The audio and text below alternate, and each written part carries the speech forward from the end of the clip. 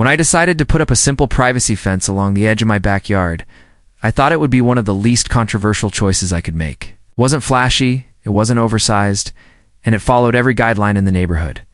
I even double-checked the property survey to make sure the posts sat exactly on my land. For me, the fence was just about privacy, keeping my yard peaceful, blocking out noise, and giving my family some breathing space. But the moment the posts went into the ground, I felt the tension across the street. My neighbor, Karen, was already glaring through her window. Her arms crossed tightly as though the wood itself had personally offended her. Day after day, as the panels went up, she made it her mission to stand in her driveway, shaking her head, and muttering loud enough for anyone nearby to hear. By the time the fence was finished, I could feel the storm brewing. It didn't take long for the explosion. One warm afternoon, as I was enjoying the sight of my completed project, a patrol car rolled slowly down the street.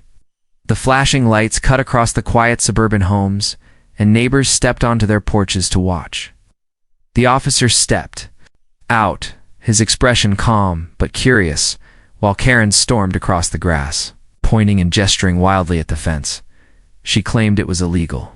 She insisted it was against code. Too tall, too close, and on land that wasn't mine.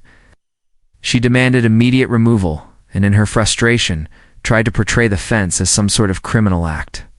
The street grew silent as the officer listened. Then walked the length of the fence with measured steps. Clipboard in hand, he inspected the posts, checked the alignment, even asked to see the permit I had neatly tucked into a folder. What happened next silenced Karen faster than anything I could have imagined. The officer not only confirmed the fence was perfectly legal, but he also explained loud enough for every neighbor to hear that Karen herself was standing on my property while making her complaint.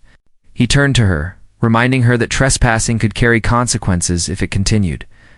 The look on her face was priceless, her confidence crumbling as whispers rippled through the crowd of onlookers. The patrol car drove away, leaving Karen red-faced and fuming. My fence stood tall, stronger than ever, and in that moment, the balance of the street shifted. For once, Karen wasn't the loudest voice in the neighborhood. Her attempt to shame me had backfired spectacularly, and now, every time she walked past my property, she did so with her eyes fixed firmly on the ground.